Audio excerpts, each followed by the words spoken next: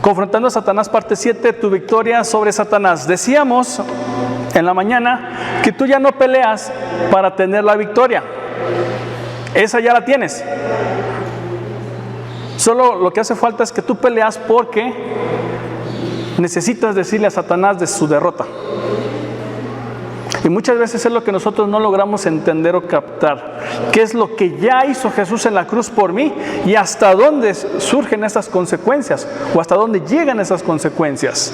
2 Corintios 5:17 dice: en efecto, vivimos por fe, no por vista. 1 Pedro 2:9 dice: pero ustedes son linaje escogido, real sacerdocio, nación santa, pueblo adquirido para posesión de Dios, a fin de que anuncien las virtudes de aquel que los llamó de las tinieblas a su luz admirable. Hay un propósito, hay una razón por la cual fuimos seleccionados. Juan 14:30: ya no hablaré más con ustedes porque viene el príncipe de este mundo y él no tiene ningún dominio ¿qué? Sobre mí. Es interesante ese texto. Y Juan 8:36: así que si el Hijo los libera, serán ustedes verdaderamente libres. Si el Hijo te libera. Vamos a ver eso. Entonces, les decía que tú no estás peleando para tener la victoria, sino que ya la tienes. Lo que estás haciendo al combatir a Satanás es establecer el derecho legal. ¿Qué es un derecho legal?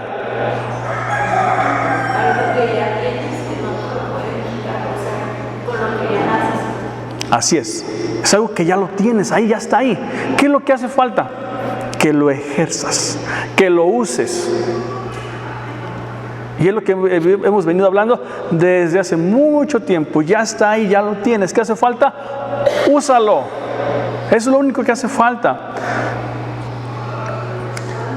Entonces, básicamente le estás diciendo cuál es tu posición y cuál es la posición de Satanás cuando usas tu derecho legal.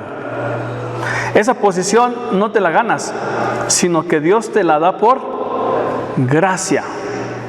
¿Sí? Es algo que Dios dice: ahí te va, te la regalo, recíbela.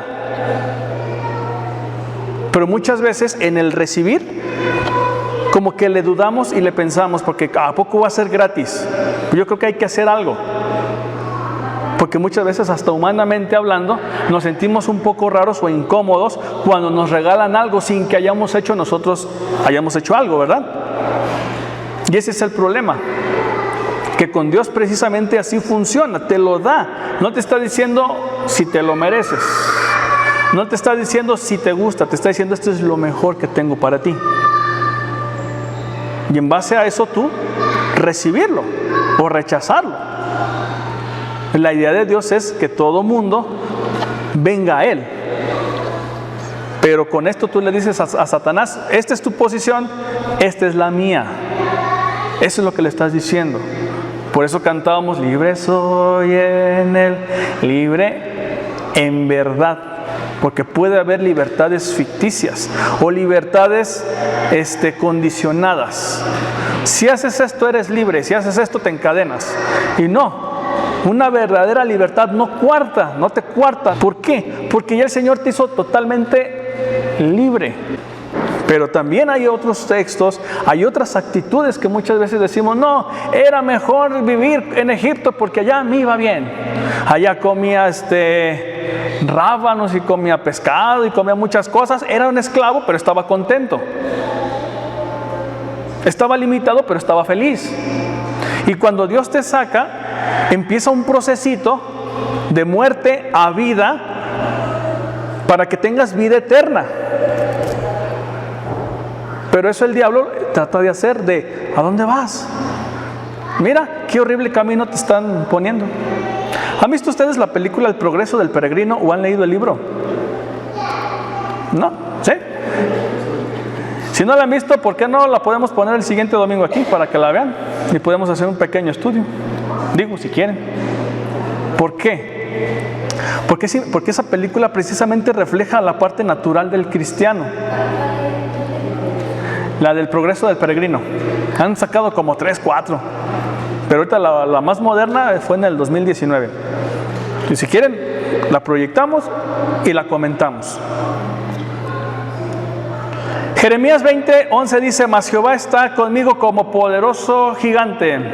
Por tanto, los que me persiguen, ¿qué? ¿Quién te persigue, hermano? A ver, pregunta, ¿quién te está persiguiendo a ti? ¿La enfermedad? ¿El vicio? ¿La angustia? ¿Quién te persigue? ¿El vecino? ¿Quién? ¿Las drogas? ¿Deudas? ¿Quién más te persigue? ¿Sí? Por tanto, los que me persiguen, ¿qué va a pasar? Tropiezan y no prevalecerán. ¿Qué es prevalecer? Ser más fuerte. Esto es: mas Jehová conmigo, está conmigo como un poderoso gigante. Quiero que veas el muñequito. Quiero que veas, no sé si se alcance a ver, ¿en dónde estás tú? ¿Y en dónde está ese problema? ¿Sí se alcanza a ver de este lado? ¿Dónde estás tú? ¿Y dónde está tu problema? Fíjate, cuando tú estás dentro del abrigo del Altísimo, no hay nada que te pueda mover. No existe nada. ¿Por qué? Porque tú estás ahí arriba. ¿Y qué les decía en el estudio de la mañana? Cuando tú estás arriba, puedes tú ver todo lo que está ocurriendo en tu vida. Y puedes vislumbrar, puedes ver. Los estrategas siempre van a un lugar alto para observar el campo y ver si viene una amenaza. ¿Dónde estás tú? ¿En lo alto o en lo bajo? Tú estás en lo alto. ¿Por qué? Porque ahí te colocó el Señor. Ahí te puso. ¿Para qué? Para que tengas dominio y autoridad por sobre todo lo demás. Pero eso Dios te lo pone ahí. Dios te pone ahí arriba. Y se nos hizo sentar en los lugares celestiales con Cristo. Es decir, que la autoridad que Jesús tiene, tú también la tienes. ¿Te fijas? Serán avergonzados en gran manera porque no, ¿qué dice? Porque no prosperarán. ¿Quién no prosperará? La deuda, la duda, la incertidumbre. ¿Por qué? Porque Dios la pisa, porque Dios la acaba. Pero ¿en qué punto se pasa eso? Cuando yo decido subir, cuando decido estar ahí, cuando decido creer y confiar que así es. Pero si no, la duda me va a alcanzar, la incertidumbre me va a alcanzar, todo me va a alcanzar. ¿Por qué? Porque no estoy confiando en Él. Es como confío porque me conviene. Y no confío porque Él me lo ha dicho, porque Él es mi Padre.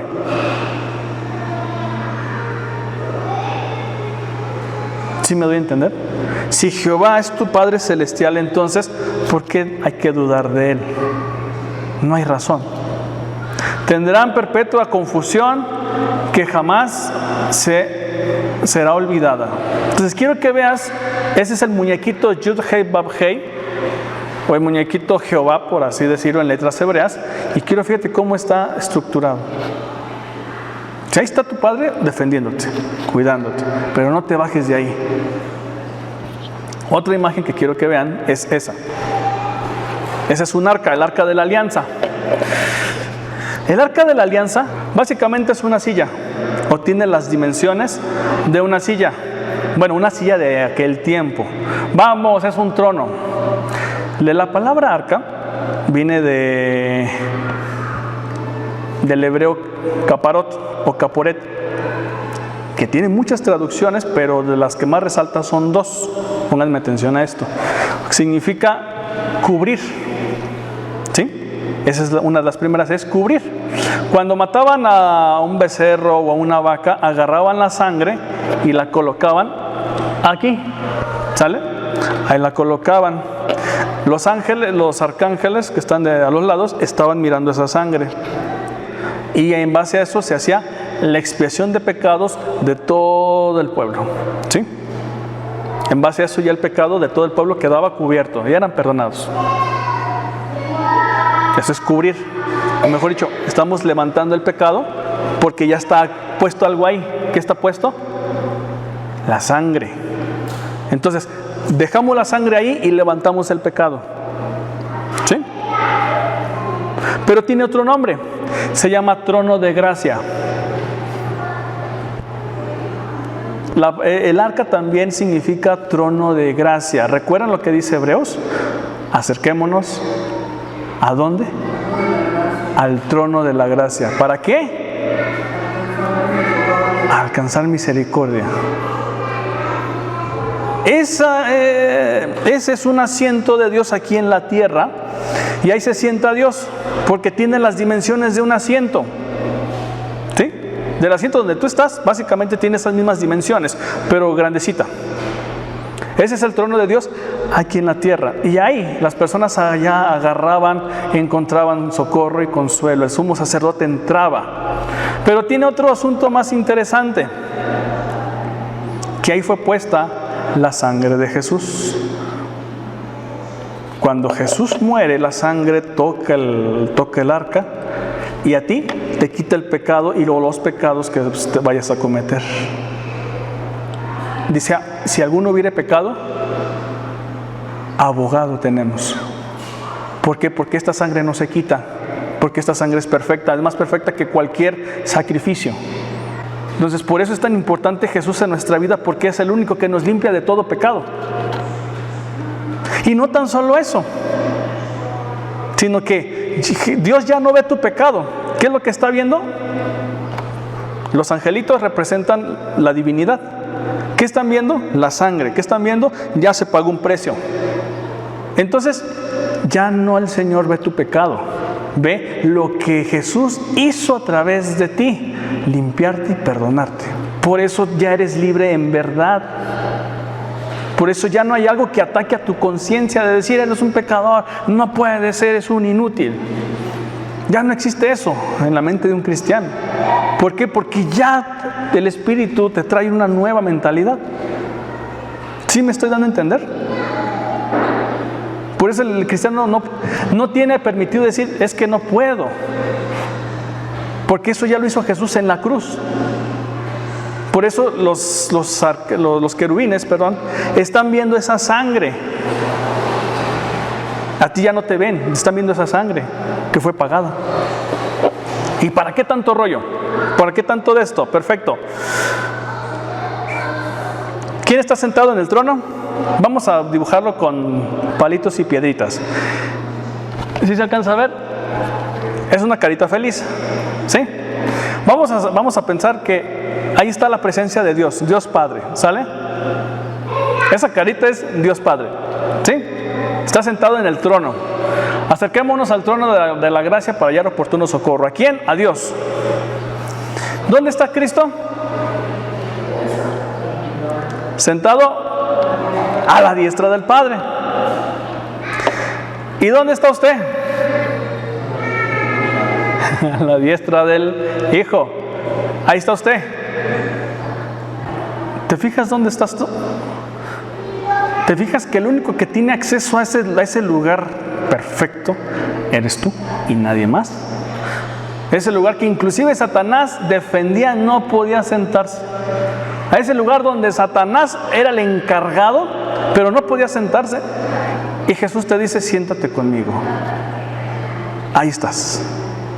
Ahí estás. ¿Quién nos separará del amor de Cristo? ¿Quién te puede separar si estás ahí sentado? Si estás ahí disfrutando de la gracia de Dios, de la gloria de Dios. ¿Quién? ¿Quién puede? Nadie. Bueno, sí, tú. Tú eres el único que puede descender. Pero para eso tenemos el Espíritu Santo. Decíamos la semana pasada que el Espíritu Santo funge como el novio tóxico, la novia tóxica, ¿verdad? ¿A dónde vas y por qué haces esto? ¿Sí? Nos está exhortando para saber qué estamos haciendo. Porque dice el Espíritu, nos desea celosamente. Oye, ¿a dónde vas? ¿No te sientes contento y feliz estando ahí? ¿Por qué te vas a otro lado? Imagínate. Entonces, si usted está ahí, hermano, no te bajes de ahí, porque ahí no te hace falta nada. Ahí está todo cubierto. Dice la Escritura que nos bendijo con toda bendición espiritual en los lugares celestes. Y si tú estás arriba, dice la Biblia que Dios te dio dominio y autoridad por sobre todo lo de abajo. Entonces tú puedes dominar y mandar a todo lo que está aquí abajo. ¿Qué es lo que necesito hacer? Creerlo, confiarlo. Primer punto que quiero nada más tratar rapidito. ¿Qué tiene Satanás en ti? 1 de Pedro 2:9. Porque ustedes son linaje escogido, real sacerdocio, nación santa, pueblo adquirido. ¿Para qué? Para posesión de Dios. ¿Dónde te va a poner Dios? Ahí arribita. Donde Satanás quería estar y no pudo, ahora tú estás. ¿Te fijas el gran privilegio que Dios te dio? A fin, ¿qué finalidad hay? Porque hay un fin, hay un propósito. De que anuncien las virtudes de aquel que los llamó de las tinieblas a su luz admirable. ¿Con qué autoridad vas a reprender a Satanás si tienes o eres participante de sus obras? ¿Cuáles son sus obras que están en rebeldía directa contra Dios? ¿Qué rebeldías, qué obras pueden ser? ¿La duda? ¿Puede ser una rebeldía? No podrás establecer una victoria legal por dos razones. Cuando andamos en dudas o cuando desconfiamos, no podemos vencer a Satanás por dos cosas. Uno, no tienes respaldo de Dios porque haces tu voluntad. Dos, Satanás no te hará caso porque él sabe que no tienes el respaldo de Dios. ¿Cómo lo vas a ahuyentar si no cuentas con ese respaldo?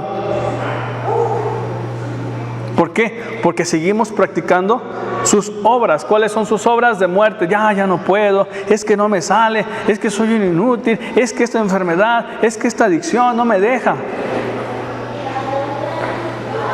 Es por esto que Jesús, aparte de salvarnos, vino a libertarnos de todo vestigio de rebelión y desobediencia hacia nuestro Creador.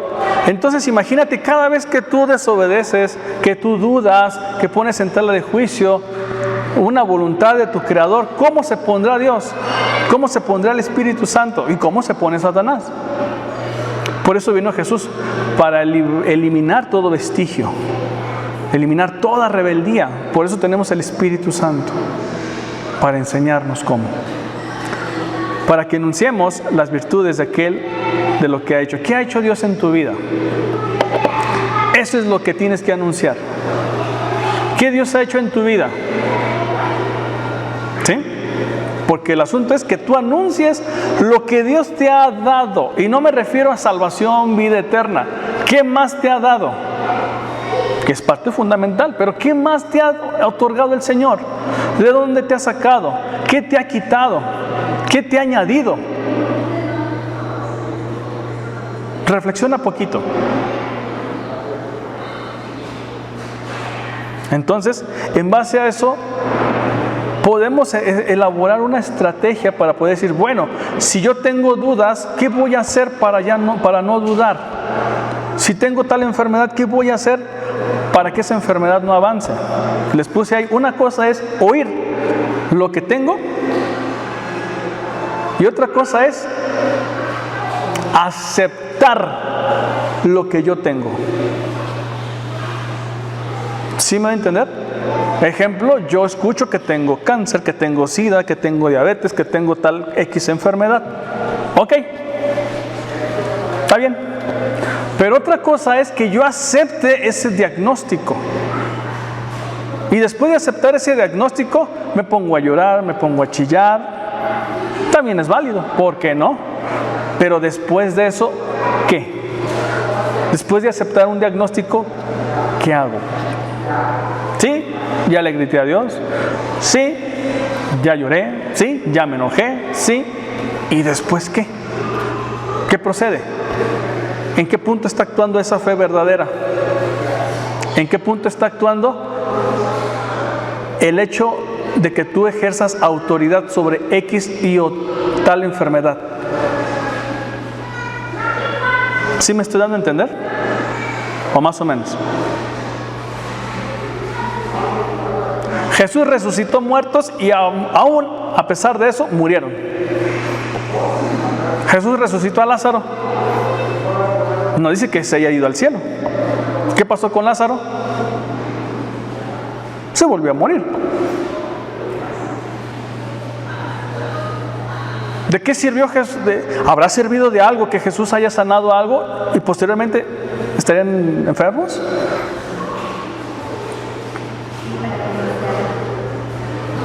Entonces, el asunto aquí no es qué es lo que hizo Dios o no lo hizo, sino el asunto es cómo tomamos las cosas cuando vienen a nuestra vida. ¿Qué actitud tomo?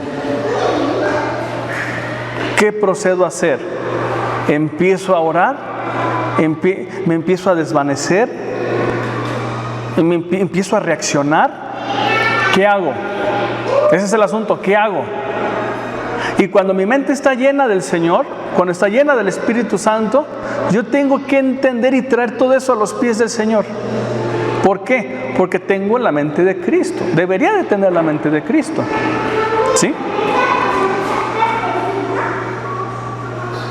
Entonces, cuando yo traigo todo esto y digo, soy hijo de Dios y tengo una actitud diferente, entonces puedo vencer. Y puedo, les decía, una cosa es escuchar el diagnóstico y otra cosa es aceptar el diagnóstico. Sí, escuché que tengo cáncer o X enfermedad, pero no acepto ese diagnóstico. No lo acepto para mi vida. ¿Qué está ocurriendo ahí? ¿Qué está pasando ahí?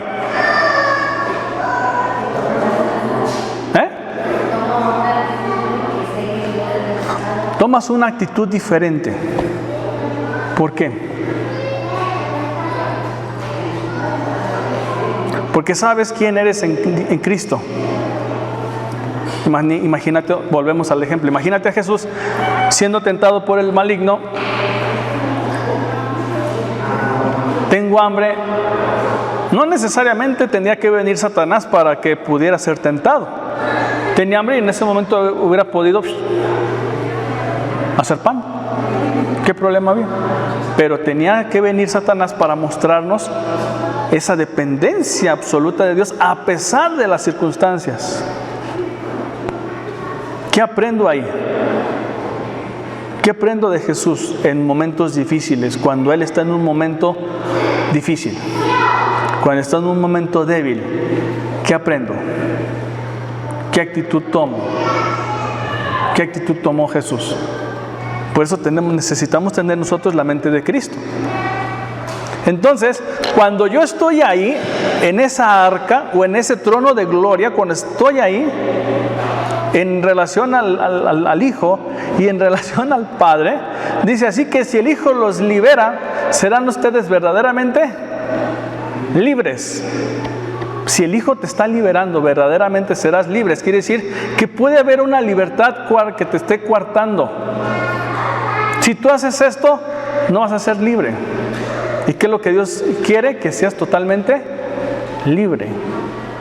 Pero si el Hijo te libera, ¿qué es eso? Si el Hijo te libera, serás libre. Es una condicionante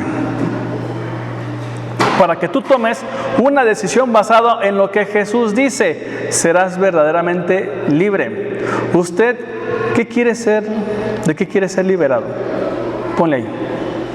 Por eso es una condicionante. Vas a ser libre tú en el momento en que tú le permitas que el Señor trabaje en tu vida. ¿De qué quieres ser libre, hermano? Pero esa decisión conlleva una cosa. Yo quiero ser libre, me va a llevar a una cosa. El segundo punto, tu obediencia castiga la desobediencia. Cuando tú obedeces al Señor, dice, ya no hablaré más con ustedes, porque viene el príncipe de este mundo, él no tiene ningún dominio sobre mí.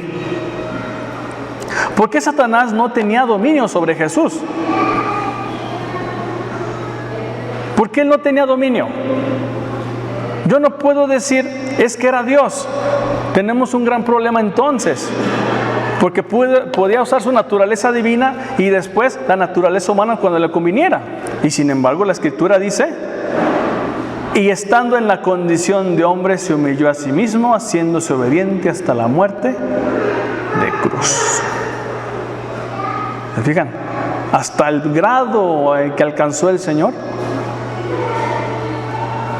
¿Por qué Satanás no tenía dominio sobre él? Porque él vino dependiendo y agradando al Padre. Y si al Padre le placía que Jesús muriera en la cruz, eso era. Por eso le dijo el Señor 3 veces, si es tu voluntad que no tome esta copa, no quiero este momento, no quiero pasar esta situación, pero si es tu voluntad que pase por este momento, por esta situación, yo lo hago. ¿Por qué? Porque confío en que vas a estar ahí. ¿Es doloroso? Sí. ¿Es cruel? ¿Suena cruel? También. Y sin embargo dice, confío en ti. Yo vengo a hacer tu voluntad. Por eso dice, y estando en la condición de hombre, se humilló a sí mismo, haciéndose obediente hasta la muerte de cruz. ¿Hasta dónde podemos llegar nosotros? No estoy diciendo que vamos a tener esta misma actitud o esta misma acción. Eso ya lo hizo Jesús por nosotros. Ahora, ¿yo qué hago con lo que hizo Jesús? ¿Qué hago con lo que el Señor ya ha hecho por mí? Cuando obedecemos, tomamos la misma actitud de Cristo, de un siervo que está a disposición de Dios. ¿Qué le estoy diciendo? Heme aquí, aquí estoy. Es lo que le estoy diciendo, úsame, transfórmame, renuévame. Y 2, cuando obedeces, estás dependiendo de lo que Él diga y de su bendición. ¿Por qué? Porque Él es el que te da la vida. Sin Él no somos nada. Necesitamos del Espíritu que Él nos da para que tengamos vida espiritual. Es por esto que cuando mi voluntad choca con la voluntad de Dios, estoy tomando la misma actitud que Satanás. ¿Cuál? La rebeldía. Pero cuando sujeto mi voluntad a la de Dios, a pesar de que no me guste o sea difícil, puedo confiar que Él me dará lo mejor. ¿Por qué? Porque estoy alineando mi voluntad a la voluntad de Dios. Entonces se libera la bendición. Por eso Jesús vivió todo el tiempo agradando al Padre. ¿En qué momento Jesús hizo su voluntad? En ningún momento. Al contrario, dijo, yo vengo a hacer la voluntad de mi Padre.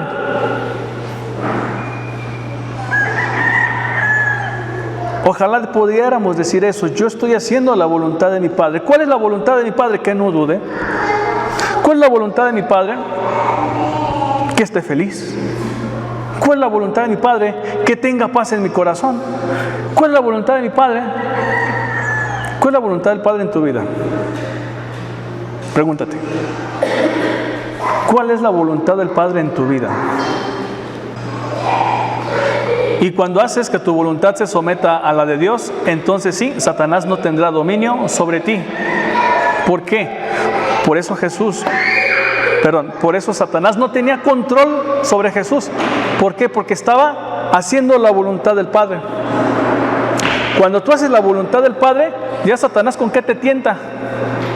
Dime. Cuando tú confías en Dios totalmente, o a ciegas, por así decirlo, ¿cómo te tienta? Cuando tú dependes absolutamente de Dios, ¿con qué te tienta? Dime. Cuando te aferras a Dios, ¿con qué te tienta Satanás? ¿Sí me doy a entender? Y cuando eso ocurre, voy a regresar. Eso pasa. Cuando tú entiendes todo este nivel o esta dimensión, entonces sí, mira, ahí estás, tranquilo, no pasa nada. Viene un problema, sí, puedo sentirlo, pero Señor, ¿qué hago? Señor, en tu nombre reprendo, en tu nombre someto. ¿Por qué? Porque estoy aprendiendo. De aquí entonces, que yo estoy tranquilamente aquí sentado. ¿Quién me puede separar de ahí? ¿Quién nos separa del amor de Cristo? ¿Quién? Dime uno. Pero, si te separa la ansiedad, ¿te puede separar la ansiedad del amor de Cristo? ¿El miedo? ¿La inseguridad? ¿La derrota? Sí, eso sí puede. Un poco de levadura leuda toda la masa. Un poquito de miedo, ¿qué va a hacer?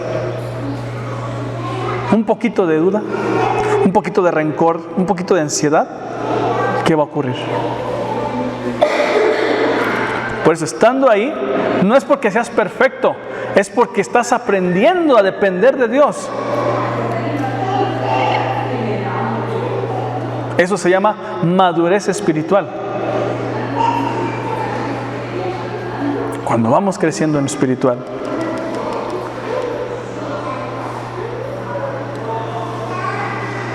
Romanos 8:33. ¿Quién acusará a los escogidos de Dios? Dios es el que justifica.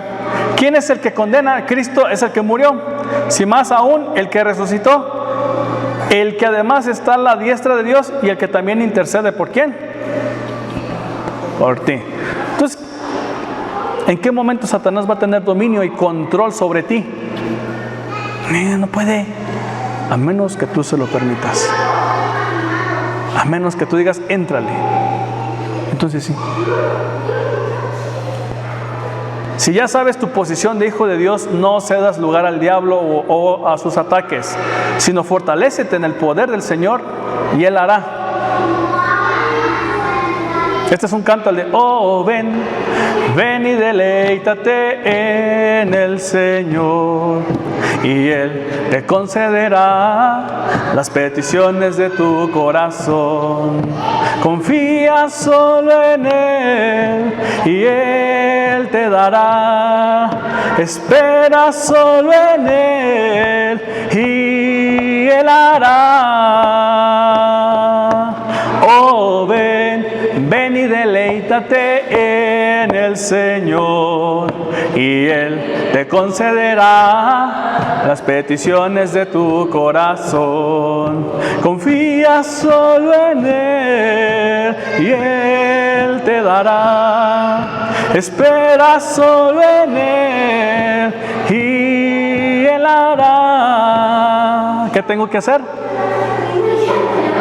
Preocuparme, estar siendo un reaccionario, tener toda la ansiedad del mundo. ¿Sí, verdad? ¿Qué dice? Ven, primera acción, ven y deleítate. Es que, hermano, es difícil. Sí, va a ser difícil porque estamos tratando con nuestra mente carnal y no con nuestra mente espiritual. Cuando estemos cambiando o traspasando de nuestra mente carnal, de es difícil, a nuestra mente es posible, que es la mente espiritual, van a haber diferencia. Pero mientras estemos centrados en nuestra mente carnal, es difícil, ya que así es la vida, ya ni modo. ¿Sí? Siempre vamos a estar en esa derrota. Cuando transitamos ahora a nuestra mente espiritual, es yo me deleito en la presencia de Dios. Sí, viene un ataque, puedo sentirme triste, puedo sentirme mal, y después ¿qué hago? ¿Cómo trato eso? ¿Sí me doy a entender? Cuando entra un ratón a tu casa, ¿qué le haces? Nomás lo dices, está bonito. ¿Verdad que sí? ¿Qué le pones? Comida para que engorde. ¿Qué le haces? ¿Sí me doy a entender? Cuando entra el enemigo, un ladrón a tu casa, ¿qué haces? Pásale, Señor, llévese todo. ¿Qué haces?